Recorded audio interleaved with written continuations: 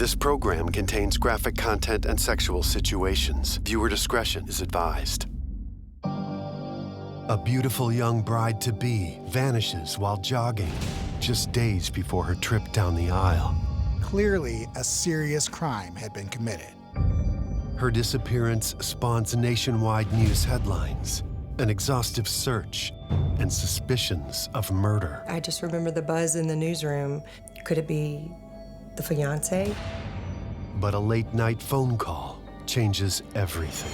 I was kidnapped from Atlanta, Georgia. She turns up alive after reportedly being kidnapped and raped by two captors. Please don't. Everybody wanted to know what had happened to this poor girl. Then, the twist no one expects. As the story started to unfold, there was just so many inconsistencies in her story. Was she really abducted? Or will the truth prove to be stranger than fiction? When the truth came out, they were confused, and then they got pissed. Our newsroom just went berserk. Meet Jennifer Wilbanks, AKA the Runaway Bride. A pretty young Southern belle with big wedding plans, until scandal made her famous.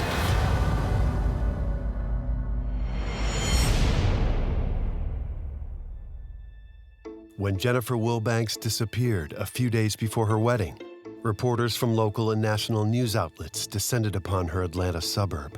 Developing details about the missing person case were broadcast around the clock. It was around the time where a lot of women were starting to become missing. We had just came off the heels of Lacey Peterson and the whole Scott Peterson case, and we were nervous. Everyone was nervous, saying, not again, not another one. It just became the story that everybody was talking about. The relentless coverage only increased when Wilbanks was found. Shock and surprise followed when the truth behind her 3-day absence was revealed. This story was huge. People magazine had 11 reporters working on this story. 11. And we put it on our cover because everybody was talking about Jennifer Wilbanks. But what really happened to Jennifer Wilbanks?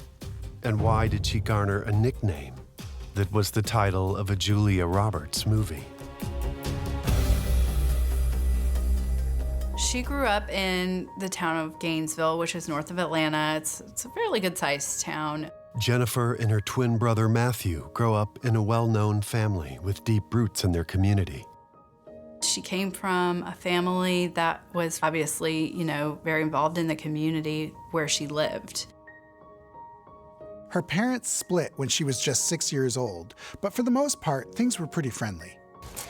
All right, guys, here's how it's gonna be going forward, okay? You're gonna spend 1 week with your mom, and you'll spend the next week with me, okay? Okay, Dad. Okay, Dad.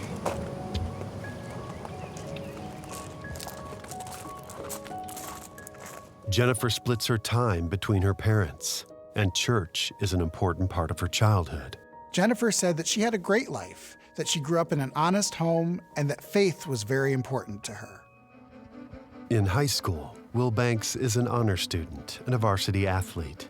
Running is her strong suit. She grew up running track. She was described as being really friendly and outgoing. The 1991 high school graduate heads to the University of Georgia to study pre-med. Her friends describe her as a social butterfly. But Jennifer became overwhelmed with college life, and she left after just 2 years. Wilbanks returns home and finds a job in the maternity ward of a medical center. Adorable, okay. It's like I always tell people, better check my bag before I leave, make sure I don't take any of these little angels home with me. You have any at home? Kids? Well, my friends do say I'll be the first to get married and have kids. Yeah, someday. Jennifer was a traditional girl who looked forward to getting married, and in the mid-90s, she was engaged for a short time. Jennifer Wilbanks appears almost perfect on the outside, but signs of trouble soon emerge. She didn't have a perfect past. She had a couple of arrests for shoplifting at a Walmart and at a department store where she worked, and she had apparently let some of her friends take things from the department store. Between 1996 and 1998, Jennifer is arrested, twice for shoplifting and once for theft. of all things, one of the things that she stole, a bridal magazine.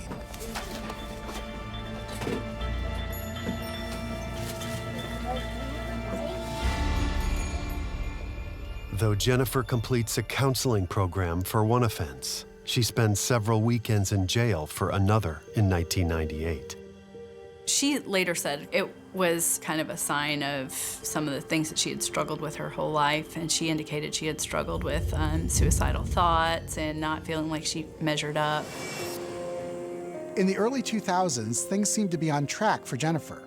The shoplifting was behind her, and she was an avid runner who even competed in the Chicago Marathon. In the fall of 2003, Jennifer Wilbanks meets her Mr. Right. John Mason lives up the road in Duluth, Georgia. Like Jennifer, he enjoys a suburban upbringing in a church-minded community where his father is a prominent political leader. Everybody knows everybody, and so John's family was very entrenched. His grandfather had founded this Mason Clinics and had helped found this local hospital and was really well known in the community, and so he was helping manage that clinic. So you're a runner, huh? Oh, yeah. Yeah, you? No, but my niece Jennifer is. Maybe you'd like to go running with her sometime. Jennifer's matchmaking aunt notices that John is a runner just like her niece, and she suggests that they meet. She's perfect, and I think you two are gonna hit it off. And here's her number, right here. Her name's Jennifer. You call her now? All right. Sure. Okay, sure. John eventually works up the courage to call Jennifer.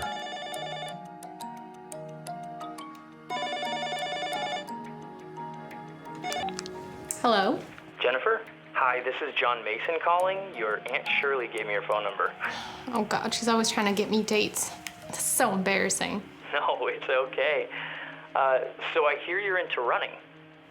Yeah, ever since high school. Do you like running too? Yeah, for a long time now. The first time they talked on the phone, it was like instant connection. They talked for 6 hours on the phone, and they talked about everything from University of Georgia football. They were both big sports fans. They were both in the medical field, and they were both Christians, and they were involved in their religious community. So they hit it off, but they had never seen each other. Then I think they talked like every night. Do you realize we've been talking on the phone for 6 hours? Then let's have our next conversation in person. How about this weekend? Okay. But, you know, you might be coming to meet your future wife. I don't have a problem with that. They soon meet face-to-face on their first dinner date. He told me when she walked in, his first thought was, God is good. So he was happy with her appearance. Are you in any sports teams? Well, yes, I'm also into the Falcons. I'm into baseball as well. Go Braves. They were both big sports fans. She liked sports, and they were both in the medical field, and they were both Christians, and they were involved in their religious community. Things move quickly for the couple, and just 10 months after meeting, John is ready to take the next step.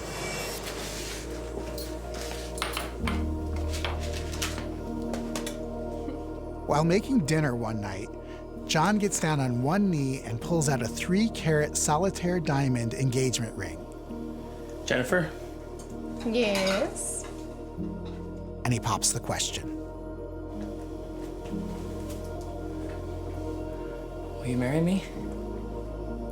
Jennifer and John are engaged on August 7th, 2004, and Jennifer moves into John's bachelor pad. But premarital sex is off the table due to John's religious beliefs. John said later that he was celibate when he met Jennifer. And what's more, he'd never even seen her naked. They were keeping their relationship pure. They certainly were trying to be chaste in their relationship leading up to their wedding. They set April 30th, 2005 as their wedding date and plan a posh reception at the Atlanta Athletic Club to follow. She chose a location that's a very exclusive club. It's members only. And so you know you are well-to-do if you are on that guest list or if you have membership at that venue. It's clear from the start, theirs will be no ordinary walk down the aisle. Oh my goodness, it's fantastic. Wow, this place is huge. Well, we're gonna need it. Have you seen the current guest list? Hi, it's nice to see you. Hi. You ready for your tour? Yeah. Right this way. This banquet space can seat up to 400 people, and then there's an additional side room for your extra 250. Oh my gosh. So great. Look at the view. It's gorgeous. The wedding that she had planned with her fiance was lavish. It was 28 attendants, 14 groomsmen, and 14 bridesmaids. It was a guest list of 600 people. That's a lot of people to keep happy, to make sure that everything is flowing and all of your T's are crossed and all of your I's are dotted and the flowers are perfect. Jennifer's wedding is going to be one of the biggest social events that Duluth, Georgia has ever seen. This is so great. Let's get it. Their gift registry was expensive and extravagant, and it had things on it like Lenox china, Waterford crystal, and Wallace silver. Big weddings are a big deal in the South. Not everybody does it, but it's not at all uncommon. But that's a lot of pressure for a bride to be under. John plans a surprise honeymoon, but Jennifer, with the help of a wedding planner, is involved in every other detail, down to the cake knife and flower girl's basket. I think she got swept up in it. She could have planned something small, but for some reason, that wasn't the route that they took. Let me get her. Hun, it's Vicki on the phone. She has some questions about the floral arrangements. Tell her I'll call her back. Vicki, could you? I know that was very stressful, but it sounds like they put it on themselves because, you know, you can have a wedding party at whatever size you want to have it at based upon your stress level and your bandwidth. Jennifer, it's the caterer. In the days and weeks leading up to the big event, Jennifer deals with caterers, gown fittings, and the last of her multiple bridal showers. I'm a little swamped today. How soon do you need an answer? It can be probably the most stressful time for a Southern girl's life. Oh, it's so frustrating. From all appearances, she seemed like she was, I mean, she had obviously tons of friends because of all these bridesmaids, so she seemed like she was, you know, a well-adjusted person, and she was someone who a lot of people cared for in that community. 4 days before the wedding, Jennifer takes the day off of work. Shortly after 7 p.m., Jennifer heads out to do some shopping at a nearby outdoor mall. She's home in time to greet John when he returns from a run. Everything seemed normal at home. Jennifer made pork chops for dinner and they were just talking about their day. Later that evening, Jennifer suits up for a run of her own. I'm going for my run. I'll be right back, okay? Okay, be safe. I will. Dinner's in the fridge. She had left her phone at home, all of her identification, so all of that was there, which would have been normal for her going out for a run. Jennifer heads out into the night at around 8:30 p.m.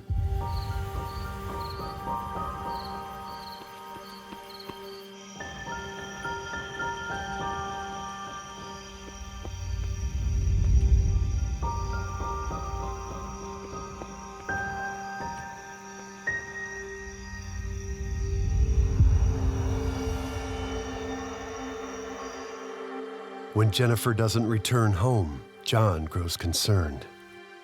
I believe he was doing some things around the house and time sort of got away from him and he realized, well, gosh, she sure has gone for a long run. And then at that point, he realized something had to have happened.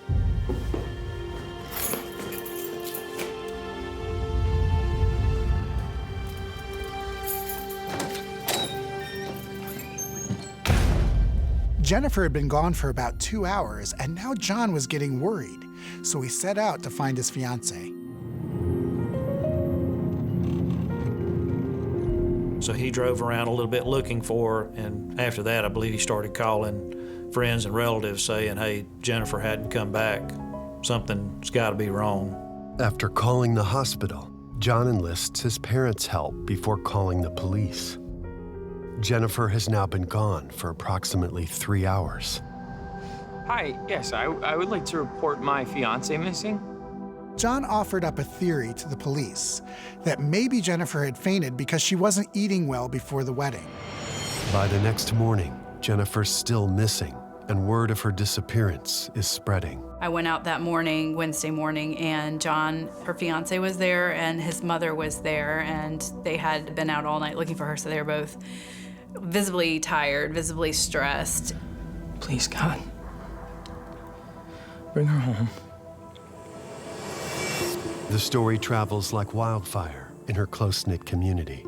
It was around the time where a lot of women were starting to become missing, and it was another one. It was right here in Atlanta in CNN's own backyard. Atlanta is a jogger's paradise. Everybody exercises in Atlanta. And so to think that a jogger was missing, you know, just took everybody by surprise. And then to find out she was engaged to be married in a few days, it's like, wow, this is a big story.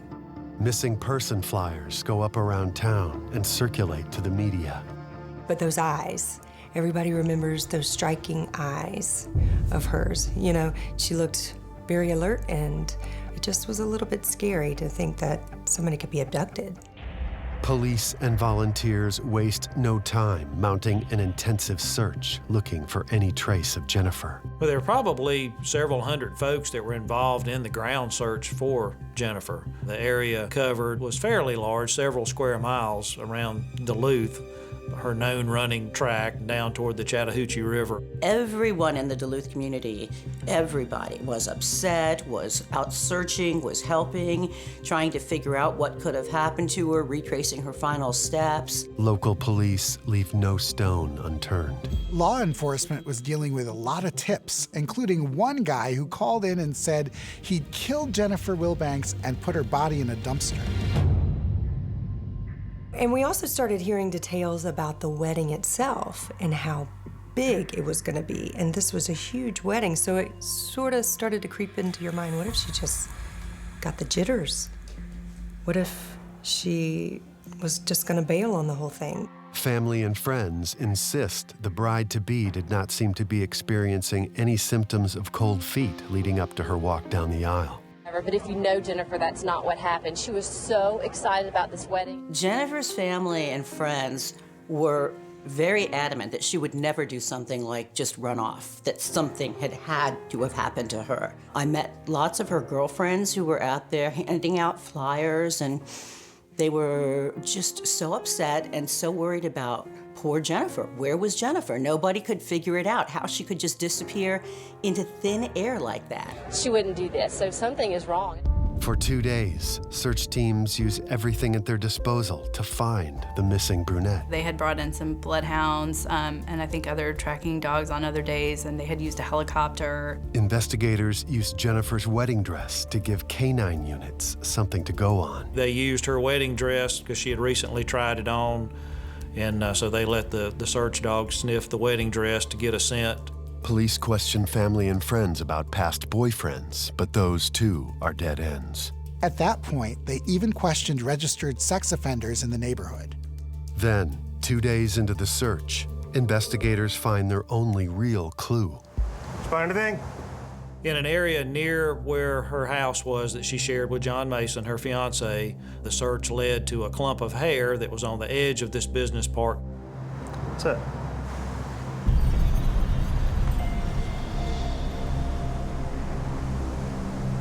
It's like human hair.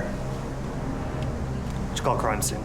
At the time, they cannot conclusively link the hair to the missing bride-to-be. Well, at that point, when you haven't found her, you think the worst, that something really bad has happened to her and, you know, she possibly was dead. This is Officer Colburn reporting. We found some human hair down here at the office park. Have crime scene en route. So then you start to worry, did they drag her by the ponytail, you know? I mean, all this stuff goes through your mind. And the national media descends on the city of Duluth, waiting for the next development. Police call off the intensive ground search with no leads. Her desperate family offers a $100,000 reward. They loved Jennifer Wilbanks, and they wanted to find her by any means necessary. And when they put that $100,000 reward out, we knew that they were serious. However, her fiancé, John Mason, is increasingly becoming a potential suspect in the eyes of the authorities and the public. I think it wasn't until, a little more time was going by that more eyes started turning to John, because there had been recently the Scott and Lacey Peterson case where it turned out Scott Peterson had killed his wife, and people were thinking, could he be faking it? Could he have had something to do with her being missing? Mr. Mason, I'm with the FBI. I need to ask you a few questions. Yes, of course. The Georgia Bureau of Investigation, FBI, and Duluth PD all conduct searches of John's house, which last 3 hours. In this country, you're innocent until proven guilty. But behind the scenes, we just knew that John had something to do with it. We were looking at him and we just knew. Police seize 1 laptop and 2 desktop computers from the couple's home. Police also search Jennifer's car. And they find this owner's manual that has a partial fingerprint that might have blood on it. And people were looking at her fiance, looking at John with a side eye saying, let's get him a polygraph test. Let's find out what he knows. John agrees to take a private polygraph test. Did you have anything to do with the disappearance of your fiancée, Jennifer Wilbanks? No. When did you notice her missing?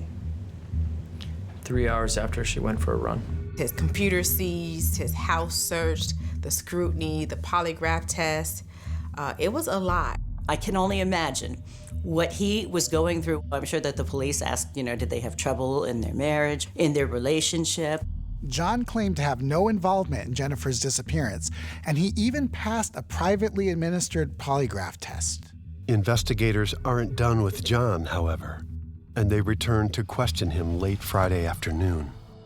I was very kind to him. I mean, we didn't treat him as if he was a suspect. The interview was done only for background information. But certainly in the back of everybody's mind, he was always a person of interest. And I think that would be true in any case like this until you develop other leads. Then, around 1:30 a.m. local time on Saturday, April 30th, John gets the call he's been waiting for, and police listen in.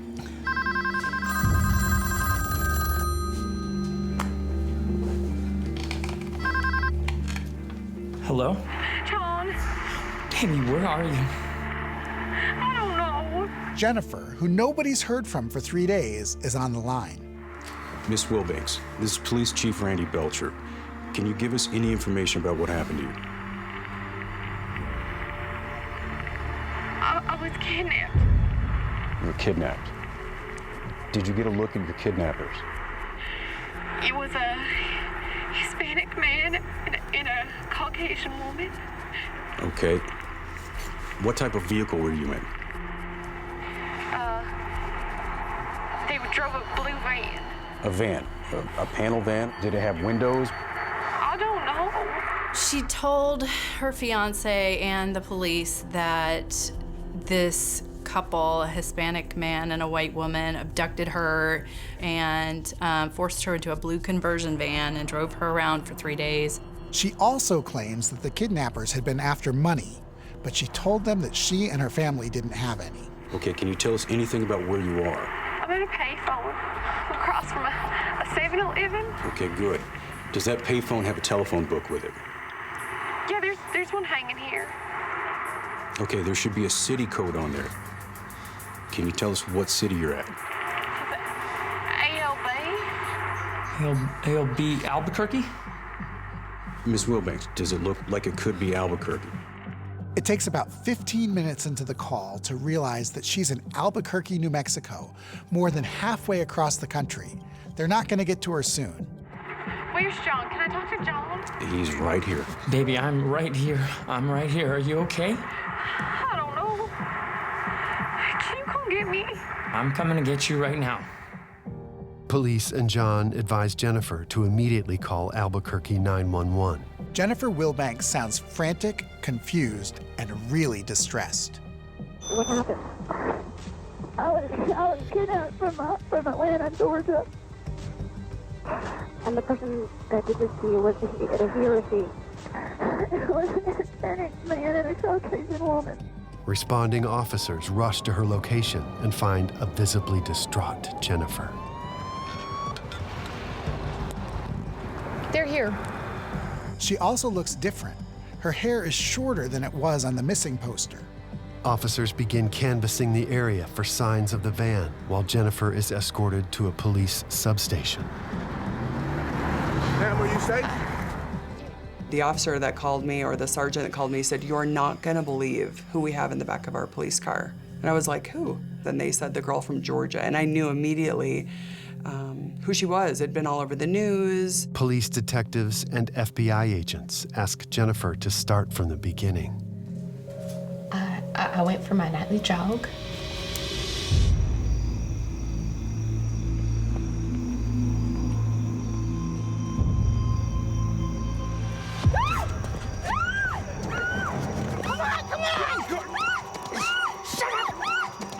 She initially told them that she had been taken by force, essentially, in Georgia, that she was out running and that she had been abducted.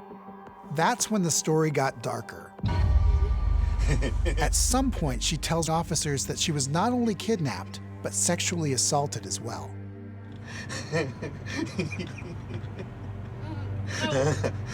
Please don't. Please don't.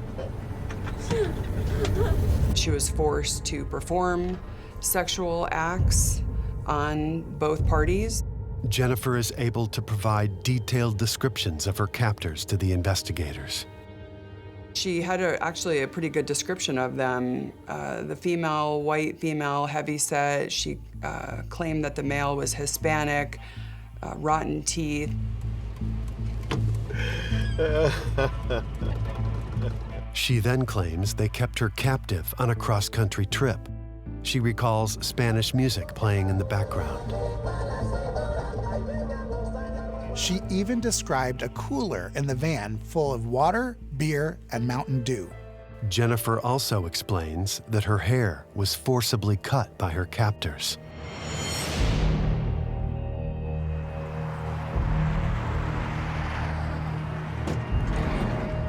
Jennifer tells police that the woman said to her, "It's your lucky day, darling." Jennifer says she finally finds her freedom again on the streets of Albuquerque. But as questioning continues over the course of 2 to 3 hours, something about Jennifer's story isn't sitting right with investigators. So who took your clothes off? She did. Did you resist? No. Her story really wasn't changing until probably a good hour, hour and a half into the evening. For these 4 days, you never tried to run or figure out where you were at? The whole story just didn't hold up, and the FBI was finding a lot of inconsistencies, and they eventually just confronted her. After hours of questioning, agents are finally able to get the truth from Jennifer. You know what, Jennifer? I think something did happen to you, but it wasn't a kidnapping. I think it was you saying you couldn't go through with the wedding on Saturday. We can stop looking for that blue van now, right?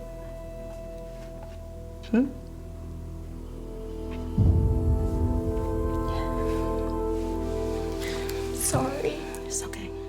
Yeah, she lied. Jennifer finally comes clean and admits that she made up the whole sordid tale. I cracked under the pressure. I couldn't have the perfect wedding that everyone and me thought I should have. She made up the story because of the stress, instead of just saying, I need some extra time, I need to think about it, or I need to postpone the wedding. I understand, but how did you come up with this kidnapping rape story? Seen too many cops and robbers movies, I guess. Jennifer, why don't you tell us what really happened? It's okay. It's like I said, I went for my nightly jog. 4 days before her wedding, on the night of Tuesday, April 26th, an anxiety-ridden Jennifer ostensibly goes for a run. Dinner's in the fridge.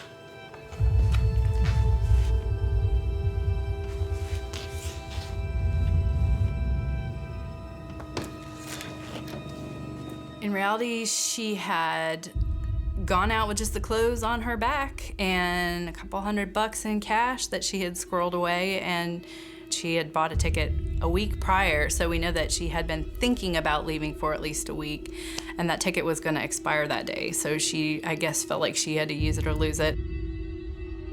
Jennifer would later state that she was so stressed about the wedding that she contemplated committing suicide. She had a bottle of pills and she had a bus ticket, and it was a life or death situation, and she basically chose life, but the escape of going the route of the bus ticket instead of the escape of death, I suppose.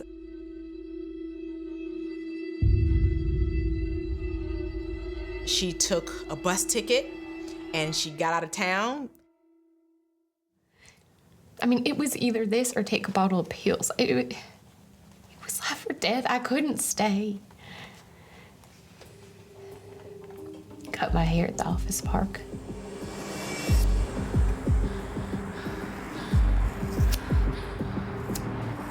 She cut her hair in order to disguise her appearance. She made some attempt to make it hard to identify her.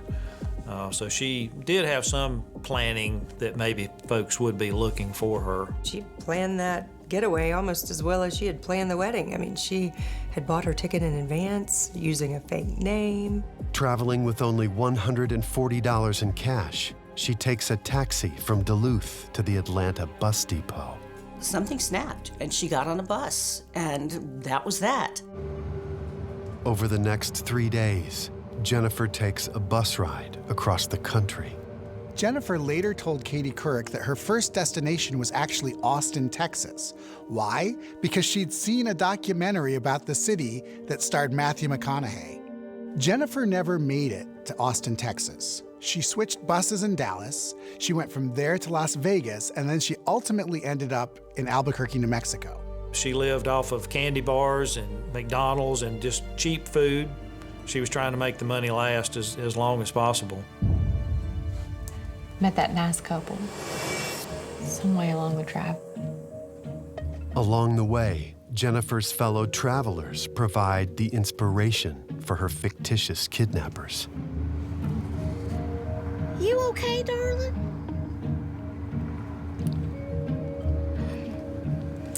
Something sweet'll make it better. Jennifer had modeled these fictional characters in her kidnapping story after two random and innocent people that she'd seen on the bus. Those people were top of mind because they were actual people that she had met, and so she was just kind of like, yeah, they were these two people. They were real people, but they didn't abduct her.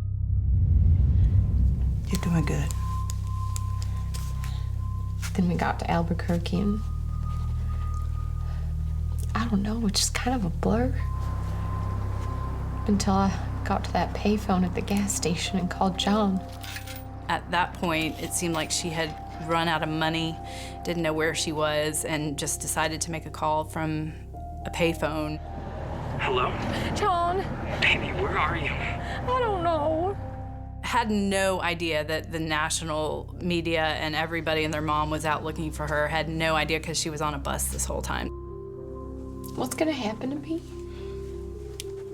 Don't be concerned about that right now.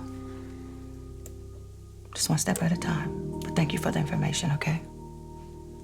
We're gonna get you home soon. Okay. Thank you. Trisha's gonna take care of you. Jennifer claims to be unaware that she's been front-page news while on her cross-country bus ride. I told her, people are looking for you, and this is national news now. Thought you might be cold. What's all the noise? It's the media. There's got to be at least 30 news cameras out there. This has become a really big deal. And of course, by then, you know, now I was aware that this was a total false accusation, and then I remember thinking, boy, it's really going to be a bigger deal even now, because now she had made up all this information and now she had lied about it. Early Saturday morning in Georgia, Jennifer's fiancé, John Mason, is still unaware that her story is fake. He and family members celebrate the announcement of her safe recovery. And the media broadcasts news that she's been found. We didn't quite know what happened to her or where she was. We just knew that she made this phone call from a payphone in Albuquerque saying that she was okay. And so we were excited about it. It was breaking news. It was rolling coverage. The first part of the morning, it was jubilee. It was celebration. She's alive, she's okay, people have heard her voice, and we were just ecstatic. But in a matter of hours, joyful celebration turns to subdued shock when Albuquerque police hold a press conference and the truth comes out. And it was really at that time that she decided to tell the truth about the entire incident. It was just sort of a sinking feeling finding out that, wow, she made it up. Our newsroom just went berserk, thinking she faked her disappearance. It became a headline because of a wedding. She ruined her entire wedding, and she ruined her entire family, and she ruined her entire image of what people thought of her. Albuquerque officer Trish Hoffman reads a brief prepared statement from Jennifer. I appreciate the outpouring of prayers and concern, and that she has recently become aware of. When it came out that this whole story had been made up, the media went nuts. And she got all these names like the Runaway Bride and the fiancé. The first moment of public reckoning comes at the Albuquerque airport as Jennifer is escorted by local police. Ladies and gentlemen, give us... It is a media spectacle. She put a blanket on top of her head. For what reason, I'm not really sure. Obviously, to get her face covered or didn't want to be seen and the cameras. And so she wasn't able to see, which is why she had grabbed onto my arm. The infamous photo with the towel over her head is etched in everybody's memory because we thought, who does this? Like, you need to take this walk of shame because of what you did. Jennifer, is there anything you want to say before you get on the plane? It's supposed to be her wedding day, but instead of walking down the aisle with a veil, she's walking through the airport with a blanket over her head. Trish Hoffman makes sure Jennifer is safely in her first-class seat on the plane. Also on board are numerous members of the media. People Magazine was on the plane, CNN, all different media staff were buying the tickets to fly on the plane with her. Shortly before the plane touched down in Atlanta, a flight attendant handed the media a written statement from the family. It says that Jennifer has spoken to her fiancé, that he's looking forward to seeing her again, and that the wedding hasn't been canceled, just postponed. Everybody wanted to know, are they going to stay together? Was he going to take her back? Is he going to marry this woman? And so that kind of became the next guessing game. Back home in Georgia, Jennifer immediately goes into seclusion at her mother's home, where she reunites with fiancé John Mason. She hid out in her parents' basement and she talked with John and he gave her the ring back and they said that they still intended to get married, but he wanted her to work on whatever her issues were.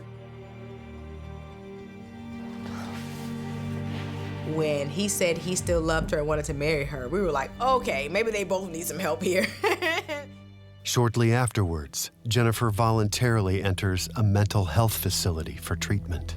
In a statement released by her pastor, Jennifer said that she was receiving professional treatment, but that she couldn't fully explain why she ran away, other than the fact that she was running away from herself and also certain fears that she had. He basically read her statement, and yeah, that was fine, but everybody wanted to know from her mouth. But it seems like the gist of the statement was a lot of things were happening, I was under a lot of stress, emotionally, physically, and that's how she justified running away.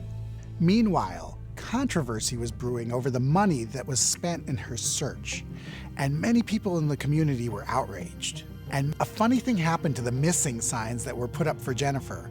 Over her face was this banner that said, "Case closed, cold feet." There was a lot of expense involved in this and a lot of effort put forth. And anytime you have an operation this large, it's going to cost quite a bit. And a lot of the taxpayers weren't too happy about their tax money being spent for this or wasted, as they thought. I think they ultimately tallied it up to be around $60,000 that the city spent on overtime and costs for feeding all the people that were out there trying to find her over those 3 days. In the end, she only paid back a fraction of that. Jennifer also faces backlash for the racially toned description of her fake assailants. What really was troubling was that she mentioned that she said she had been sexually assaulted. And the worst part about it is that she blamed an Hispanic man. To bring race and a Hispanic person who didn't apparently exist into it, that drew a lot of criticism. Until she comes out and apologizes to our community, we're not gonna let go. Local authorities later charged Jennifer with making false statements to police. Your Honor, I'm truly sorry for my actions. She pleads no contest to a felony charge and receives 2 years probation. The judge also orders Jennifer to continue mental health treatment and complete 120 hours of community service.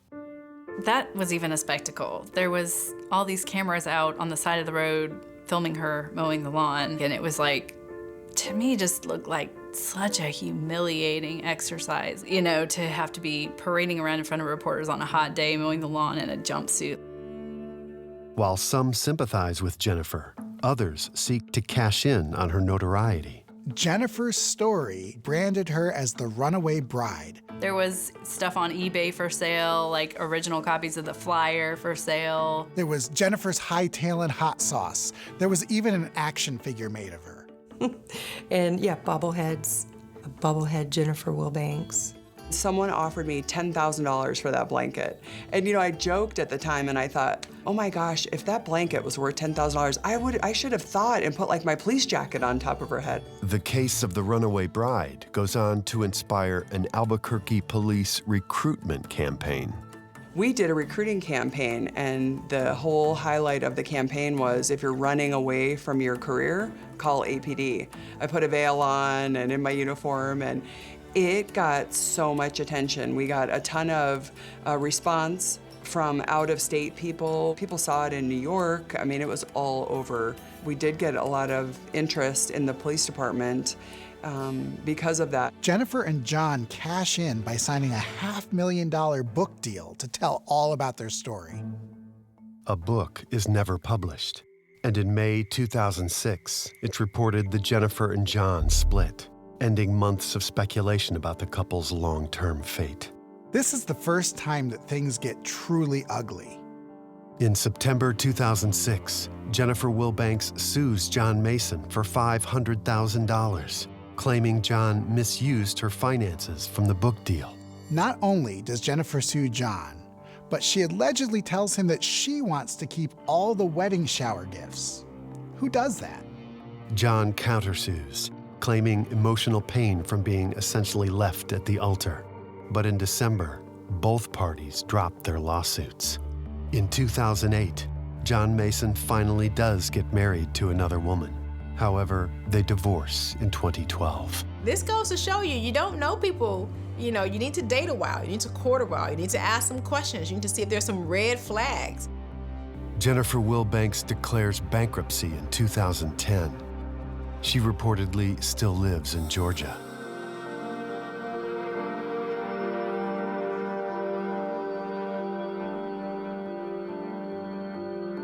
I think the community has completely forgiven Jennifer.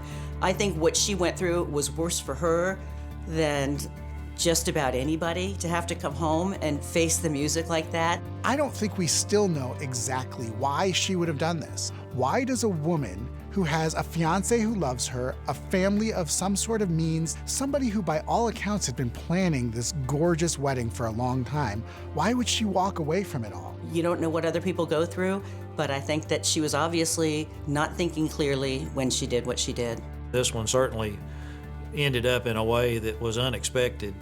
But it came to a good end. She was alive, and she's still alive today, so that's the best thing that could have come out of it. In the big picture, who did it really hurt? It hurt her and her family. At the time, I just remember thinking she must be a horrible person. And now I look at her with more sympathy because I know she didn't mean to bring any of that on anyone. I hope that she's in a better place than she was back then.